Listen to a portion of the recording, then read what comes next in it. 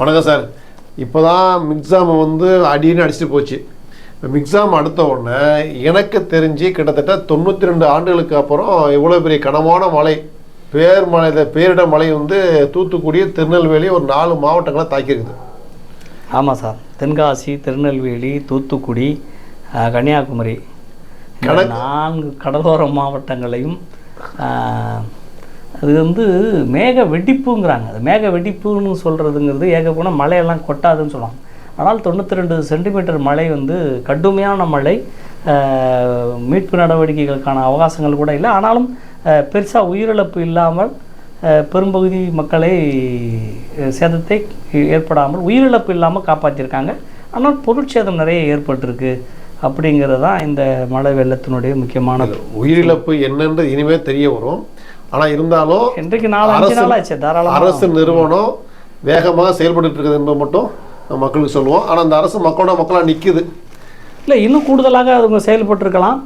இருந்தாலும் ஸ்டாலின் சொல்கிறாரு முதல்வர், எனக்கு கொஞ்சம் அவகாசம் கிடைக்கல, ரொம்ப லேட்டாக தான் எனக்கு சொன்னாங்க அப்படின்னு சொல்லி அவர் சொன்னார். உடனடியாக இருந்தாலும் ஒரு 15 மாவட்டங்களை தூக்கிட்டு வந்து இதுக்குள்ளே போட்டது. சென்னை சிட்டிக்குள்ளே கொண்டு வந்த கிராமங்களில், சரி 15 கிராமங்களில் இருந்து மக்களை எல்லாம் பாதுகாப்பாக கொண்டு வந்து போட்டது. இன்னும் பல்வேறு நடவடிக்கைகளை உடனடியாக செஞ்சுருக்காங்க. ஆனாலும் அதற்குள்ளேயே வந்து மழையினுடைய அளவு கட்டுக்கட்டுன்னு ஏறிடுச்சு. துரியப்படுத்துகிறாங்க, வேகப்படுத்துகிறாங்க. அதற்கு கூட சேர்ந்து ஆட்சியில் முதற்கொண்டு ஆட்சியில் ஒவ்வொரு தாசில்தாருக்கும் கீழே நிர்வாகத்துக்கும் வேகப்படுத்துகிறாங்க. இன்னைக்கு என்ன பண்ணுவீங்களோ தெரியாது. அம்பட்டு மக்களையும் வலுக்கட்டாயமாக கொண்டு வந்து பாதுகாப்பானதுக்கு கொண்டு வர சொல்லி ஆட்சியர் பேசினதாக வாட்ஸ்அப் தளத்திலையும் மற்ற தளங்களையும் செய்தி வந்துகிட்டு இருக்குது. தமிழக அரசு கடுமையாக வேலை செஞ்சுருக்குது. அது மந்திரிகள்லாம் செஞ்சுருக்காங்க. இது கூட பொதுமக்கள் தன்னால் சேர்ந்து வேலை செஞ்சிட்ருக்காங்க சார்.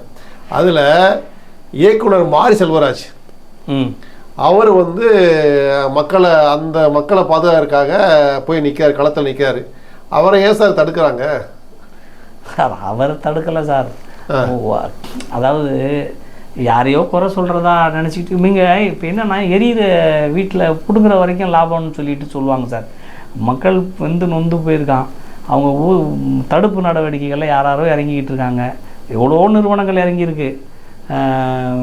சீவன் அங்கே தான் இருக்காங்க, கனிமொழி தண்ணியில் கிடக்கிறாங்க, உதயநிதி போயிருக்காரு, அதுக்கு மேலே கீதா ஜீவன் தான் சொல்கிறேன். அதான் மற்ற இன்னும் ஒரு 9 அமைச்சர்கள் அங்கே முகாமிட்டு நேரிலிருந்து தங்கம் தென்னரசுலேருந்து பல பேர் வந்து உடனடியாக ஏவாவேலு எல்லாரும் அங்கே வந்து தன்னுடைய மீட்பு நடவடிக்கைகளை உடனடியாக அதிகாரி, ஏன்னா கவுன்சிலர் சொன்னால் கேட்க மாட்டான், எம்எல்ஏ சொன்னால் கூட அங்கே அதிகாரிகள் கொஞ்சம் அசைய மாட்டாங்க. அமைச்சர்கள் போய் கொஞ்சம் உங்களுக்கு துரிதப்படுத்தி அந்த, ஏன்னா ஒவ்வொரு ஆளுக்கும் ஒரு விதமான ஸ்பீடில் வேலை செய்வாங்க அதிகாரிகள். இப்போ அமைச்சரே வந்திருக்காருன்னா அதுக்கான ஸ்பீடு இருக்கும் இல்லையா, அந்த ஸ்பீடு தான் அங்கே இன்னும் கூடுதலாக துரிதமாக வேலை செய்ய வச்சுது. இதனுடைய விளைவு அங்கே ஓரளவுக்கு பண்ணப்பட்டிருக்கு. இதில் உதயநிதி ஸ்டாலின் ஒரு நட்பு ரீதியாக இவரை கூப்பிட்டு போயிட்டார், நம்ம மாரி செல்வராஜ் வந்த உடனே அவர் ஊர் தானே, திருநெல்வேலி சொந்த ஊருங்க அவருடைய ஊர். மாரி செல்வராஜ் ஊருக்கு இந்த மாதிரி பாதிப்பு அதிகமாக இருக்குன்னு சொல்லி அவர் தெரியப்படுத்துறாரு அரசுக்கு. உதயநிதி வந்து ஏதாவது வந்துட்டாங்க, புயல் வெள்ளன்னு சொல்லி சொன்ன உடனடியாக களத்துக்கு வந்துட்டாங்க. இப்போ மாரி செல்வராஜும் அவங்களோட இணையிறாரு. ஏன்னா அவர் அங்கே களத்தில் வேலை பார்த்துக்கிட்டு இருக்காரு. அவருக்கு தெரியும் எந்தெந்த ஊர் பண்ணலாம், எந்தெந்த ஊர். இதைத்தான் வடிவேல் கரெக்டாக சொல்றாரு.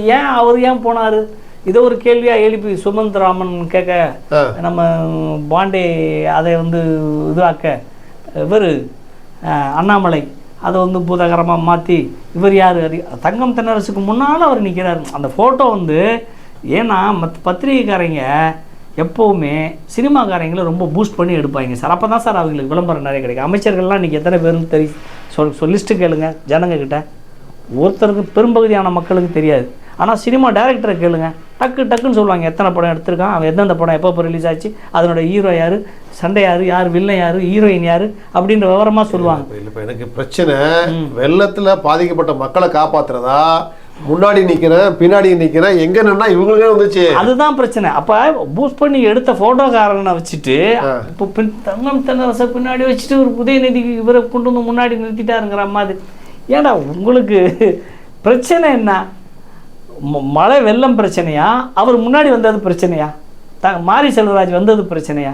இல்லை ஒருவேளை அவர் ஊரில் அவர் சாட்டுறாரு வைக்கிறாரு, அவருக்கான விஷயங்கள் இருக்குது. அங்கே எங்கே பள்ளம் எங்கே மேடு என்ன ஏதுன்னு வடிவேல் சொன்ன மாதிரி எல்லா விதமான விஷயங்களும் அவங்களுக்கு தெரிஞ்சிருக்கும். இன்னும் சொல்லப்போனால் சில நுணுக்கமான விஷயங்களே அரசு அதிகாரிகள் கூட சொல்ல மாட்டாங்க. அரசு அதிகாரிகளுக்கு தெரியாது, களத்தில் இருக்கிறவங்களுக்கு தான் தெரியும். ஆமாம் சார், இந்த தண்ணி எப்படி வடியும், இந்த போல தண்ணி வந்தால் எப்படி காப்பாற்ற முடியும், எங்கே மேலான பகுதி மக்கள் எப்படி சேர்க்குறன்ற களத்தில் நிற்கும் போது தான் அந்த வேதனையே வழியும் தெரியும். இவங்க களமே வராத ஆட்கள். இப்போ நீங்கள் சொல்கிற அந்த 3 பேர் இருக்காங்களே, ரங்கராஜ் பாண்டே, அந்த சுமன்சி, இவங்க எதுவும் இது வரைக்கும் எந்த ஒரு நிகழ்ச்சியிலே வந்து மக்களை காப்பாற்றுனதாகவோ மக்களுக்கு வந்து உதவி பண்ணதாக இது வரைக்கும் நான் அறியலை சார். அவங்க அரசியல் பண்ணுறாங்க சார், அரசியல் தான் சார் பண்ணுவாங்க. அதை நம்ம போய் பெருசாக எடுத்துக்கூடாது, தட்டி விட்டு போயிட்டே இருக்கணும் சார். தட்டி விட்டு போகிறது சரி சார், வேலை செய்யலையே குறை சொல்கிறாங்க. ஆமாம், மலத்தில் மக்களை கை கொடுத்து காப்பாற்றுறவன் ஆபத்தில் நிற்கிறான், தண்ணி வெள்ளம் மழைக்கு தலைக்கு மேலே போயிட்டு இருக்குது, கை கொடுத்து தூக்குறாள போய் பாராட்ட முடியலான்னு பரவாயில்ல. ஏன் இந்த மாதிரி ஒரு அவப்பேரை கொண்டு வந்து அந்த அடுத்து உதவி பண்ண ஆட்களை தடுக்கிறன்றா கேள்வி. ஆமாம் சார், நீங்கள் வந்து தமிழகத்தில் நல்லா இல்லைன்னு சொல்லணும். அப்போ எது நல்லா இருக்குன்ற ஒரு கேள்வி வருதுல்ல. சொல்லுங்கள், குஜராத்தில் நல்லா இருக்குது, நாங்கள் அங்கே சிறப்பாக பண்ணிட்டோம் வச்சுட்டோன்னு. தமிழ்நாடு அரசை விட கம்பேர் பண்ணி தமிழ்நாடு, கேரளா, ஆந்திரா போன்ற மாநிலங்கள், தென்பகுதி மாநிலங்களை தாண்டி அவர்களால் சிறப்பாக இருக்குதுன்னு சொல்லி சொல்கிறதுக்கு ஒரு மாநிலம் கிடையாது சார். ஆனால் சேலஞ்ச் பண்ணுறேன் சார். இன்றைக்கு பல மாநிலங்கள் கல்வி ஒரு அந்த அளவுக்கு பின்தங்கி இருக்கக்கூடிய மாநிலங்கள் தான். கல்வி அறிவிலும் சரி, மருத்துவத்திலும் சரி, பொருளாதாரத்திலும் சரி, தொழில்துறையிலும் சரி, பல்வேறு விதங்களில் தென்பகுதி முன்னேறி இருக்கு.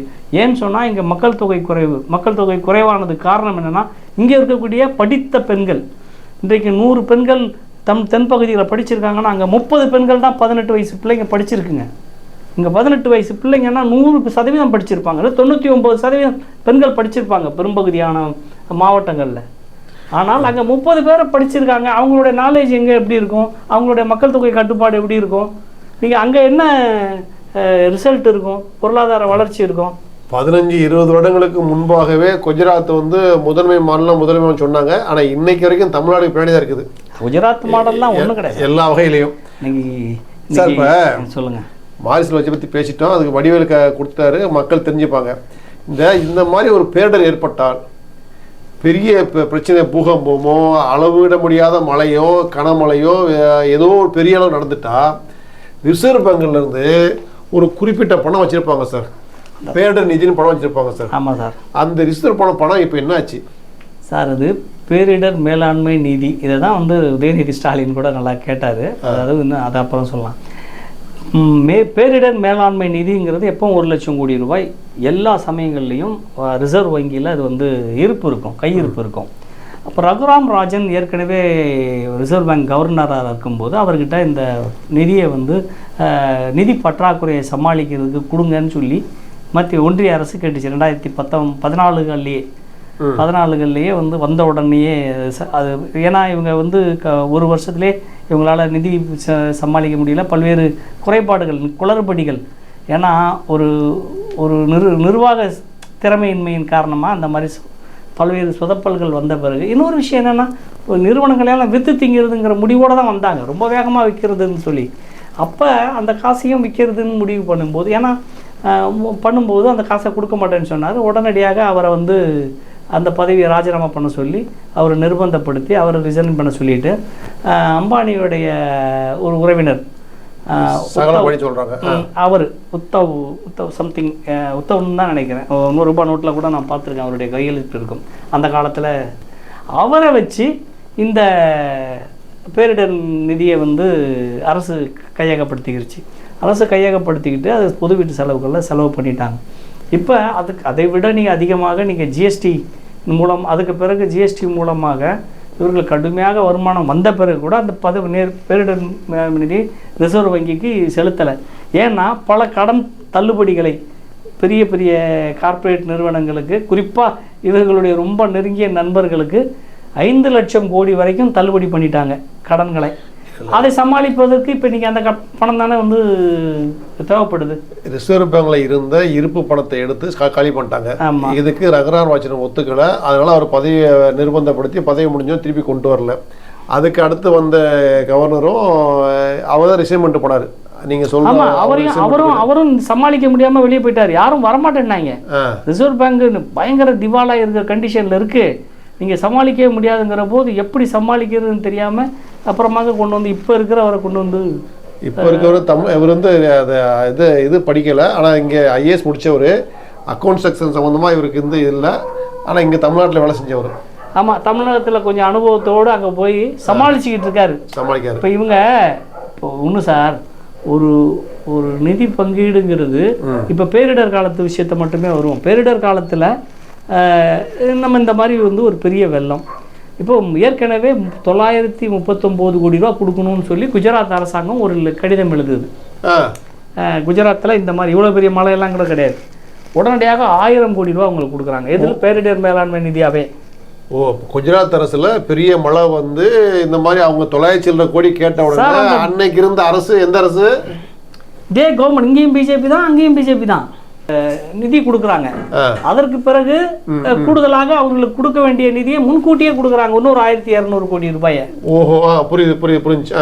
மத்திய அதை ஏன்னா இப்போ ஒரு ரேஷியோ வச்சிருக்காங்க, ஜிஎஸ்டி ரேஷியோ இருக்கு இல்லையா, ஒவ்வொரு மாநில அரசுக்கும் எத்தனை சதவீதம் கொடுப்பதுன்னு சொல்லி. இதெல்லாம் பெரிய கொடுமை. அதெல்லாம் நம்ம விட்டு காசு 30% தான் நமக்கு திருப்பி வருது. 100 ரூபா கொடுத்தா 28% தான் வருது. கேரளாவுக்கு இன்னும் கொடுமை, பயங்கர பாதகம் சார். வெளியிலையும் கடன் வாங்கக்கூடாதுன்னு சொல்கிறாங்க, கடனும் கொடுக்க மாட்டுறாங்க. நிதி வந்து பற்றாக்குறை, டேஞ்சரான கண்டிஷனுக்கு போயிடுச்சுன்னு வேற அது மேலே பண்ணலாம். சொந்த மாநிலத்தினுடைய வருமாயை வச்சு தான் அவங்க சமாளிச்சுக்கிட்டு வர்றாங்க. இல்லை, குஜராத்தில் வந்து 900 கோடி கேட்டால் 1000 கோடியே கொடுக்குறாங்க. தமிழ்நாட்டுக்கு 450 கோடி ரூபா கொடுக்குறாங்க. 450 கோடின்னு நான் முதல்ல நினச்சேன்னா இது பேரிடர் கால நிவாரணமாக தான் இருக்கும் அப்படின்னு. ஆனால் ஸ்டாலின் தன்னுடைய நேற்று சேனலில் சொல்கிறாரு, இது வந்து ஏற்கனவே அரசு கொடுக்க வேண்டிய 900 கோடியில் 2வது தவணையாகத்தான் வந்து 450 கோடி ரூபா கொடுத்தாங்க. அது பேரிடர் நிதியாக கொடுக்கவே இல்லை, நமக்கு கொடுக்க வேண்டிய பணம் தான் 450 கோடி ரூபா வழங்கப்பட்டிருக்குன்னு அவர் தெளிவாக சொல்லிட்டார். இப்போ இவங்க வந்து இவர் முதல்ல ஒரு 5060 கோடி ரூபான்னு சொல்லி சொன்னார். உடனே அங்கே இருக்கக்கூடிய அந்த பேர் என்ன, சேகர், இவர் சீனிவாசன் போன்றவர்கள்லாம் 20000 கோடி நீங்கள் கேட்பீங்க. சேகர் தான், சேகர் பொருளாளர், மாநில பொருளாளர், பிஜேபி கட்சியினுடைய மாநில பொருளாளர் KS சேகரா என்னவோ, அவர் வந்து CR சேகர், அவர் வந்து தன்னுடைய 20000 கோடி நீங்கள் கேட்பீங்க எங்களுக்கு தெரியும் அப்படின்னு சொல்லி அவர் 20000 கோடி கேட்கவே இல்லை. அதையே தான் பிரதிபலிக்கிறாங்க. நீங்கள் 20000 கோடி கேட்டீங்கன்னு சொல்லி எல்லாரும் எழுதுறான், 20000 கோடி கேட்குறாங்க அப்படின்னு சொல்லிட்டு எல்லாரும் எழுதுறான். அதாவது ஒரே விஷயத்த ஒருத்தன் சொல்லிட்டான்னா அது உண்மையாக பொய்யான்னு கூட ஆராய்ஞ்சு பார்க்காம 5060 கோடி தாண்டா கேட்குறாரு. அதுவும் ஒரு தமிழகத்தினுடைய பெரிய சிட்டியில் வந்து ஒரு மாடியே உள்ளே முழுங்கிற அளவுக்கு தண்ணி இருக்குது. இந்த பக்கமெல்லாம் பள்ளிக்கரணை, இந்த வட காஞ்சிபுரம் மாவட்டத்தையும் செங்கல்பட்டு மாவட்டத்தையும் இணைச்ச பகுதிகளில் தென் சென்னையில் உள்பட இவ்வளோ பெரிய வெள்ளம் வந்திருக்கக்கூடிய இடங்களில் பாதிப்பு ஏற்பட்டிருக்கு. பெரிய இதை வந்து சமாளிக்கிறதுக்கு ஒரு 5000 கோடி ரூபாய் வேணும்னு கேட்குறாங்க. ஆனால் கொடுத்தது 450 கோடி, அது கூட இவங்களுடைய நிதி கிடையாது, மாநில அரசுக்கு கொடுக்க வேண்டிய நிதி. ஆனாலும் இதை எப்படி கொச்சப்படுத்துறதுங்கிற ஒற்றை அரசியலை வச்சுக்கிட்டு அவங்க அதை பண்ணுறதுங்கிறது தான் ஒரு பெரிய எண்ணம். என்ன சொல்கிறதுனே எனக்கு தெரியல. இப்போ 20000 கோடி கேட்குறதாக சொல்கிற அந்த சேகர் இருக்கார்ல, அவரும் ஒரு கட்சியினுடைய பொருளாளர், சும்மா இல்லைங்க, பொருளாளருங்க அவர். சரி, அந்த மாநில கட்சியோட பொருளாளர். இவங்க தமிழ்நாட்டு மக்களுக்காக கேட்குறாங்களா, இது சொல்கிறாங்களா இல்லை வேற யாருக்கும் சொல்கிறாங்களா? இவங்க ஏன்னா தமிழ்நாட்டு மக்களுக்கு தானே கேட்குறாரு. அப்போ அதுக்கு இவர் நம்ம உதயநிதி ஸ்டாலின் வந்து நாங்கள் வந்து மாநில அரசுக்கு சேர வேண்டிய காசு தானே கேட்குறோம், உங்கள் அப்பா விட்டு காசையாக கேட்குறோம் அப்படின்னு சொல்லிட்டாரு. பேரிடர் காலத்தில் மக்கள் கொடுத்த வரி பணம் தானேங்க. நாங்கள் ஏதோ விதத்தில் ஒரு அரசுக்கு ஜிஎஸ்டியாகவும் பல விதமான வரிகளாகவும் இந்தியாவிலே அதிகமான வரி கட்டுறதுல 2வது மாநிலம் தமிழ்நாடு. இந்த கட்சி தமிழ்நாட்டில் இருந்து தமிழ்நாட்டுக்கு தேவையான கேட்கறத விட்டுட்டு ஏன் சிஎம் வந்து கொடுத்துக்கிட்டு இருக்காங்க? அரசியல் பண்ணுறாங்க எல்லாத்துலையும். எதில் அரசியல்? பணத்துலேயும் அரசியல் பண்ணக்கூடிய ஈனத்தனமான வேலையை செய்யக்கூடியவங்க தாங்க இவங்க. அதில் நீங்கள் இன்னொரு விஷயம் பார்த்துக்கோங்க, அவர் கேட்டது எவ்வளவு, கொடுத்தது எவ்வளவு, ஏன் கொடுக்கல, இது வந்து நியாயமா அப்படிங்கிறது லாஜிக்குள்ளலாம் வரல. கப்ப அவுட்டு காசான்னு கேட்டாரே, இப்போ மரியாதை இல்லாமல் பேசிட்டாரே, இப்படி தான் பேசுவாங்க அப்படி தான் பேசுவாங்க அப்படின்னு அந்த வார்த்தையை பிடிச்சிக்கிட்டாங்க. ஒருத்தர் தாக்குவதற்கு நீங்கள் நம்ம இப்போ ரொம்ப எச்சரிக்கையாக இருக்க வேண்டியது என்னென்னா, சரியான வார்த்தைகளை மக்களிடம் சொல்லி அவங்கள வந்து புரிய வைக்க வேண்டியிருக்கு. நம்ம ஒரு வார்த்தை தவறாக அந்த தவறை திசை திருப்பி எல்லா வேலையும் செஞ்சு உண்மையான பிரச்சனையை மழுங்கடிச்சிருவாங்க. இல்லைங்க, எனக்கு என்ன தேவைன்னா இந்த சொல்லக்கூடிய ஆட்கள் இருக்காங்களா, அப்போ மட்டும் பணமானு கேட்டது தமிழக மந்திரி. நீங்க முன்னின்று வாங்கி கொடுக்க வேண்டியதானே? நீங்க தமிழ்நாட்டு மக்களுக்கு தானே வேலை செஞ்சுட்டு இருக்கீங்க. ஆமா, இப்ப தமிழக மக்கள் பிஜேபியை பார்த்து என்னன்னு கேக்குறாங்க, நீ ஏடா தமிழ்நாட்டுக்கு கேட்கறத கெடுக்குறீங்க, கொடுக்க கூடாதுன்னு சொல்றீங்க. அப்ப நீங்க என்ன இது இப்போ கொடுத்த காசை ஒருத்தர் போய் லைனில் நின்று பேசி 6000 ரூபா வாங்கிட்டு இருக்க மக்கள்கிட்ட பேசுகிறாரு. இது மோடி 5400 ரூபா கொடுத்துருக்காரு, இவர் வெறும் 600 கோடி தான் ஸ்டாலின் கொடுத்துருக்காரு, தெரியுமா உங்களுக்கு அப்படின்னு சொல்லிட்டு. இதாவது இதுவரைக்கும் பேரிடர் நிதியாக எதுவும் கொடுக்கலங்க. இதுவரைக்கும் இந்த மழையில் இதுவரைக்கும் ஏற்பட்ட மழைகளில் மழை வெள்ளத்தில் தமிழ்நாட்டுக்குன்னு அவங்க வந்து முன்ன நின்று கொடுக்கல. அவங்க எத்தனை கேட்டாலும் அவங்க அவ்வளோவா கொடுக்கல. ஆனால் இந்த மலைக்கு இன்னும் பணமே தரலைன்றதை மட்டும் நீங்கள் தெளிவுபடுத்துறீங்க. ஆமாம். இப்போ இன்னொரு விஷயம், அவங்க வந்து ஸ்டாலின் வந்து இந்த மழை வெள்ளத்தை எவ்வளோ பாதிப்பு ஏற்பட்டிருக்கு, இதை விட்டுட்டு இந்தியா கூட்டணிக்கு போயிட்டாரு அப்படின்னு சொன்னாங்க. அவர் இந்த மழை வெள்ளம் பெஞ்சிக்கிட்டு இருக்கும்போதே கோயம்புத்தூரில் அவருடைய இன்டர்வியூவில் வந்து மழை ஸ்டார்ட் ஆயிடுச்சு, நாங்கள் பிரதமரை நேரில் சந்திப்பதற்கு தேதி கேட்டிருக்கிறேன்னு அவர் சொல்லிட்டார். பணம் கேட்டு இந்தியா கூட்டணிங்கிற பேச்சுக்கு போகலாம். இல்லை எனக்கு கேள்வின்னா, பணம் கேட்டு ஆய்வு நடத்த வந்துட்டு ராஜ்நாத் சிங் வந்து போனார். அதுக்கப்புறம் குழு வந்துச்சு, குழு வந்து ஆய்வு நடத்தி போயிட்டும் பணம் வரலை. பணம் கேட்கறதுக்காக தமிழக முதல்வர் வந்து பிரதமரை பார்க்க போறாரு. ஆமாம், இந்த தென் மாவட்டங்களில் பெய்கிற மழைக்கு அவர் நேராக போயிட்டாரு. அங்கே போய் பார்த்துருவோம் அப்படின்னு சொல்லி பார்க்கறதுன்னு முடிவு பண்ணி டேட்டு கேட்குறாரு. ஏன்னா பிரதமர்கிட்ட நம்ம சும்மா திடீர்னு போய் பார்க்க முடியாதுல்ல. அப்புறம் 12:30 மணின்னு சொல்கிறாரு. அதுக்கப்புறம் 10 மணிங்கிறாங்க இரவு. அப்புறம் இரவு 10:30 மணிங்கிறாங்க. இது மாதிரி சொல்லி, அதாவது முத நாள் கட்டலுக்கு கௌதமி கங்கனா ராவத் போறாங்க, பொசுக்குன்னு பார்த்துட்டு வந்துடுறாங்க. நீங்க என்னங்க சிஎம்ஐ பார்க்கறதுக்கு இத்தனை நாள் சொல்லிக்கிட்டு இருக்கீங்க? ஆமா, அவங்க சொன்ன டைம் தான் மாற்றி. அதுக்கப்புறம் 10:30 மணிக்கு அவர் பார்த்துட்டு முடிச்சுட்டு அவர்கிட்ட மனு ஒன்றை கொடுத்துட்டு ஒரு 20 நிமிஷம் எல்லாம் நான் பேசினேன், என்னுடைய இதெல்லாம் அவர் கேட்டுக்கொண்டார், உரியதை செய்கிறேன்னு சொல்லிட்டு போயிருக்காரு. இது வரைக்கும் வாயை திறக்கலை அப்படிங்கிற விஷயத்தையும் ஒரு நேரம் போட்டு உடைச்சிட்டாரு. ராஜ்நாத் சிங் வந்துட்டு போயிட்டு மழை பெஞ்சு மக்கள் பாதிக்கப்பட்டு அதுக்கப்புறம் பேரிடர் குழு வந்துச்சு. ராணுவ மந்திரி ராஜ்நாத் சிங் வந்து போயிட்டாரு, பேரிடர் குழு வந்து போயிடுச்சு. அதுக்கப்புறமும் வரல. முதல்வரும் போய் பிரதமரை பார்த்து கோரிக்கை வச்சுட்டு வந்துட்டாரு. ஸோ இப்பவும் பணம் வரல. இல்லை, அதில் முக்கியமான விஷயம் வந்து இப்போ அந்த பேரிடர் குழு வந்துச்சே, அது வந்து வெள்ள சேதங்களை எல்லாம் பார்த்துட்டு மீட்பு நடவடிக்கைகள் எல்லாம் பார்த்துட்டு உண்மையிலேயே சிறப்பாக பண்ணியிருக்கீங்க அப்படிங்கிற வார்த்தையை வந்து சொல்லிட்டு போயிட்டாங்க.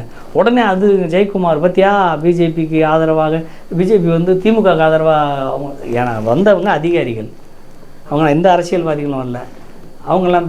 ஏன்னா இன்னொரு விஷயம், இவர் பிஜேபிக்காரங்க அப்படி பேசலாம்னு இவங்க கொதிச்சு போயிட்டா. நல்லா செஞ்சாங்கன்னு எப்படி சொல்லலாம்? நல்லா இல்லைன்னு தானே சொல்லணும். இவங்க சொல்லி விட்டுருப்பாங்க போல இருக்கு. அது என்ஜிஓ குரூப்பு, அதனால தான் அவங்க அப்படி சொல்லிட்டாங்க.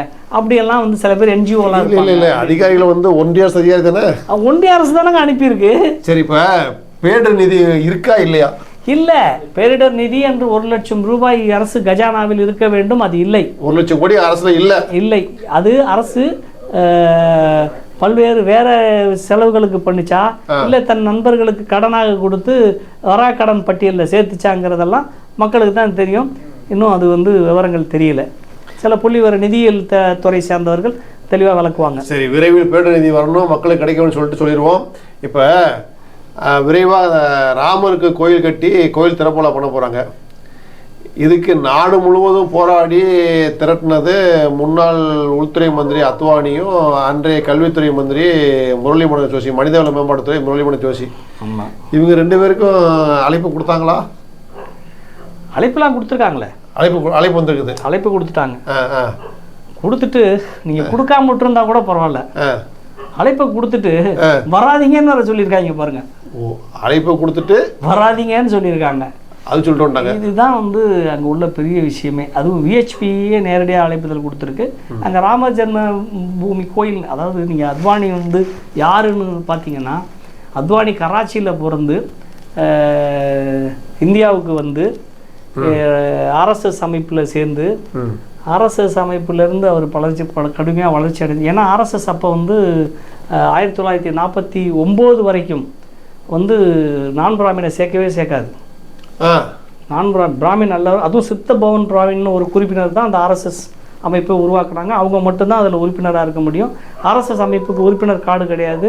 தலைவர் செயலாளருக்கான எந்த பொறுப்புக்கும் அடையாளங்கள் எதுவுமே அவர் வெளியே போட்டுக்கக்கூடாது, எங்கேயுமே சொல்லிக்கூடாது. ஆனால் உன்னைய தலைவருங்கிற ஒரு விஷயம் மட்டும் இருக்கும். அப்படிப்பட்ட ஒரு ரகசிய அமைப்பு தான் அது.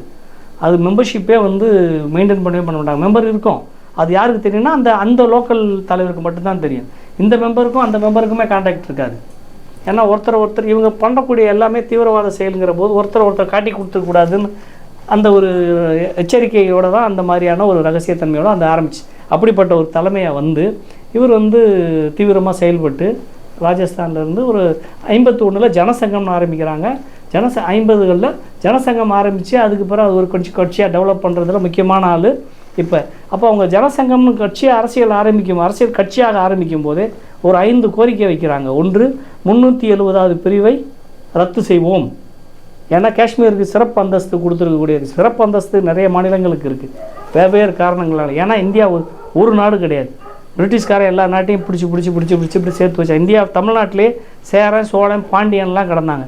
எல்லாத்தையும் பிடிச்சி பிரிட்டிஷ் ஒன்றா வந்துச்சு. அதுக்கப்புறம் அந்த பக்கம் நிஜாம் மன்னரை சேர்த்தாங்க, அந்த பக்கம் பேஷ்வாக்களை சேர்த்தாங்க, ராஜபுத்திரர்களை இணைச்சாங்க, பெங்காலில் இருக்கவங்களை அடித்து பிடிச்சாங்க. எல்லாத்தையும் பிடிச்சி இணைச்சி ஒரு இந்தியாங்கிற ஒரு நாடை உருவாக்கினான். ஏன்னா அவன் தான் இந்தியாங்கிற பேரையே வச்சான். ஆங்கிலேயர்கள் தான் வந்து பிரிட்டிஷ்காரன் தான் இந்தியான்ற பேரையே வச்சான். இப்படி உருவாக்கின நம்ம வந்து இப்போ இந்த விஷயத்துக்குள்ளே வருவோம். அது ஒரு வரலாறு, அது ஒரு பெரிய விஷயம் போகும். இப்போ அந்த மாதிரியான ஒரு சூழலில் இவர் வந்து ஒரு சங்கத்தை ஆரம்பிக்கிறாங்க. அதில் 370வது சரத்து சம்பந்தமாக ஒரு சட்டம் வச்சுருக்காங்க. ரெண்டாவது, நீங்கள் இந்த கோரிக்கையை மட்டும் நல்லா கவனிங்க. எனக்கு அதெல்லாம் இருக்குது சார். கோயிலுக்கு போவாங்களா போக மாட்டாங்களா அதுக்கு வாங்க சார் நீங்கள் சார். இல்லை சார், அது ஏன்னா ராமஜென்ம பூமிங்கிற ஒரு விஷயத்த பாபர் மசூதியை இடிக்கிறதுக்கு திட்டமிட்டவர் அவர், நீடித்ததை கண்கூடாக பார்த்தவர் அவர். எல்லா ஊர்லேயும் அது நியாயம்னு சொல்லலை. அது வந்து இவ்வளோ பெரிய இந்துத்துவா இது பண்ணவர் எப்படி ஓரம் கட்டிட்டு அவரை விட பெரிய தில்லாலங்கடியான நம்ம ஜி அவர்கள் முன்னுக்கு வந்தாருங்கிறது தான் இங்கே உள்ள விஷயம். இல்லை அப்படி பார்க்க போனால் இவங்க தான் திரட்டி கொண்டு போய் பாபர் மசூதி இடிச்சாங்க. யாரு இந்த பாபர் மசூதின்னு சொல்லிட்டாங்க. ராமஜென்ம பூமின்னு சொல்லலாம். ஊடகங்கள் எல்லாம் அப்படியே மாத்துச்சுங்க. நீங்கள் அதெல்லாம் நுட்பமாக நீங்கள் ஊடகங்களுடைய விஷயங்களை பார்க்கணும். பாபர் மசூதி இருந்த இடம் சொல்லிட்டு 93-94 ராமஜென்ம பூமின்னு சொல்லி கொண்டாந்து இந்த வார்த்தைகளை எல்லாம் ரொம்ப நுட்பமாக கையாடி இப்போ இன்றைக்கி ராமஜென்ம பூமி. அவர் நீதிபதி தீர்ப்பு சொல்கிறாரு. நீதிபதிக்கு உடனடியாக ஒரு ப்ரமோஷன் கொடுத்து அது ராமர் கோயில் இருந்தது என்பதற்கான எந்த ஆதாரமும் இல்லைன்னு சொல்லிட்டு ராமர் ஜென்ம பூமியிடம் இந்த பாதி இடத்தை ஒப்படைக்கிறோம்னு சொல்லிட்டு தீர்ப்பு சொன்ன ஒரு நீதிபதி.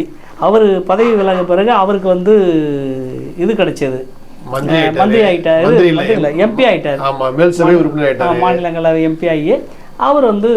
ஸோ அந்த மாதிரி எப்படியெல்லாம் ராமஜென்ம பூமியை வளர்க்குறதுக்கு கஷ்டப்பட்டு பண்ண ஆளை எப்படி ஓரம் கட்டினார் பாருங்க. ஒன்றும் வராதிங்கன்னு சொல்கிறதுக்கு. அப்போ மோடி நல்லவர் தானே? ஏங்க நான் நல்லவர்னு சொல்லலைங்க. நான் அதை சொல்லலை. அதை விட அதுவே மோசம்னு சொல்கிறேன். அதை விட இது மோசமாக இருக்கேங்கிறத நான் சொல்ல வர்றேன். நல்லவர்னு சொல்கிறதுக்கு இல்லை. ஒரு கெட்டவனை தொட்டவனும் கெட்டான்றது கிராமத்து பழமொழி. ஏங்க இந்த சர்வாதிகாரம் பாசிசம் தன்மை உள்ள அதிபர்கள் ஒவ்வொரு நாட்டிலையும் அவர்களுடைய கடைசி காலம் மிக கொடூரமாகத்தான் இருந்திருக்குங்க. இது வரலாறு. நீங்கள் இடி அமீனம் எடுத்துக்கிறங்க, ஹிட்லர் எடுத்துக்கிறங்க, முசோலினி எடுத்துக்கிறங்க, டோஜோவை எடுத்துக்கிறங்க. இன்னும் சொல்லப்போனால் பல்வேறு சர்வாதிகாரிகளை இந்த நாடு கண்டிருக்கிறது. அவர்களுடைய மரணங்கள் நிதானமாக எப்போதும் இருந்ததில்லை. இது வரலாறு. நீங்கள் இப்படி சர்வாதிகாரத்தனமாக நடக்கக்கூடிய ஒரு விஷயங்களை நாம் எப்படி புரிஞ்சுக்கிறதுங்கிறது ஒரு ஒரு ஒரு கேள்விக்குறியாக இருக்குது. இல்லை, இப்போ நீங்கள் சொல்கிறத பார்த்தா ஜனநாயக நாட்டில் சர்வாதிகாரம் இருக்கிறதா சொல்ல வரீங்க? இல்லை, சர்வாதிகாரத்தான். இன்னும் சர்வாதிகாரம் என்று நேரடியாகலாம் அறிவிக்காத ஜனநாயகம் இன்றைக்கு வரைக்கும் ஜனநாயகத்திற்கான உயிர் அங்கொன்றும் இங்கொன்றுமாக இருக்கத்தான் செய்கிறது. அந்த அடிப்படையில் ஒரு இப்போ அத்வானியை வரக்கூடாதுன்னு சொல்லியிருக்காரு நம்ம ஜி. ஜனநாயகம் இருக்கா?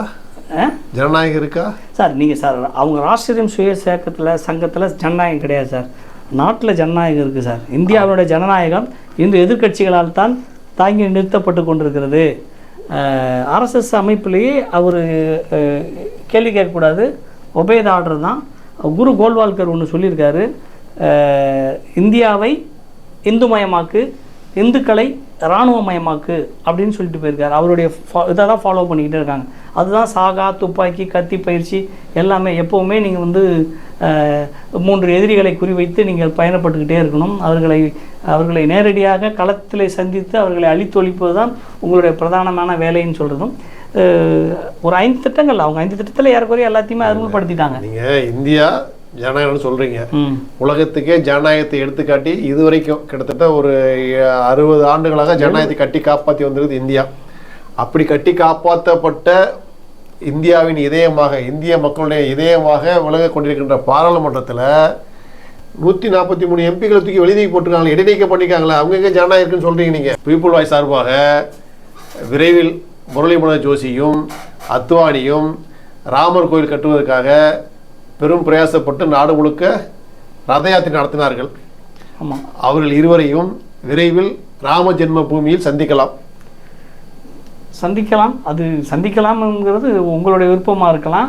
ஆனால் சந்திக்கக்கூடாதுன்னு சொல்லி அழைப்புதல் கொடுத்துட்டு வந்திருக்காங்க, வராதிங்கன்னு சொல்லிட்டு. அப்போ எப்படி வர முடியும்? அதை மீறி வர முடியும்? ஏன்னா தனக்கு ஈக்குவலாக யாரையும் வரவிடாமல் தடுக்கிறது தாங்க இன்றைக்கி அரசனுடைய முக்கியமான வேலையாக இருக்கார். அவங்க உள்கட்சி பிரச்சனைகள் நிறைய இருக்குது. அதனால் அவரை வந்து புறக்கணித்ததில் மோடிக்கு வந்து ஒரு முக்கியமான பங்கு இருக்குது. உங்கள் கணக்குப்படி வர்ற ராமர் ஜென்ம பூமி, பாபர் மசூதி இருந்த இடத்துல ராம ஜென்ம பூமி உருவாக்கப்பட்டு கோயிலுக்கு கட்டுறாங்க. கோயில் கட்டி திறப்புல கொண்டாட போகிறாங்க. மக்களுக்கு மதம் மட்டுமே வாழ்க்கையை கொண்டு கொடுக்காது, உழைப்பின் மூலியமாக தான் அவங்க அரசியலுக்கு பயன்படுத்துகிறாங்க சார். அதுக்கு பிறகு 48 நாள் மண்டல பூஜை நடத்த போகிறாங்க சார். ஜனவரி மாதத்தில் தேதி தெரியல நினைக்கிறேன், தேதி அந்த திறப்பு விழா நடத்திட்டு மண்டல பூஜையை தொடர்ச்சியாக 48 நாள் நடத்தி எலெக்ஷன் வரைக்கும் அந்த நெருப்பு அணையாமல் பார்த்துக்குவாங்க சார். சரி, எலெக்ஷனுக்கான ஒரு இந்துக்களுக்கான ஒரு நாடு, நம்ம நாடுங்கிற ஒரு விஷயத்தை திருப்பி பேசி இப்போ உங்களுக்கான நாடு வேணும்னா நீங்கள் எங்களுக்கு ஓட்டு போடுங்க அப்படின்னு சொல்லி கேட்பாங்க. அதுதான் அவங்களுடைய திட்டம். தென்னிந்தியாவில் ஏழைகளுக்கு செய்வதை இறைவனுக்கு தொண்டு செய்கிற மாதிரி சொல்லிட்டு இருக்காங்க தென்னிந்தியாவில். அங்கே வட இந்தியாவில் இறைவனுக்கு கோயில் கட்டி கும்பாபிஷேகம் பண்ணி நடத்த போகிறாங்க. அந்த இறைவன் மூலியமாக அந்த மக்களுக்கும் இந்தியாவுக்கும் ஜனநாயகம் மலரட்டும், உழைப்பின் மூலியமாக மக்கள் அவங்க வாழ்க்கையை தன்னிறைவு அடையட்டும் என்று கூறி பீப்புள் வாய்ஸ் சார்பாக இயக்குனர் விஜயன் அவர்களுக்கு நன்றி கூறி நன்றி முடித்துக் கொள்கிறோம். நன்றி, வணக்கம். நன்றி.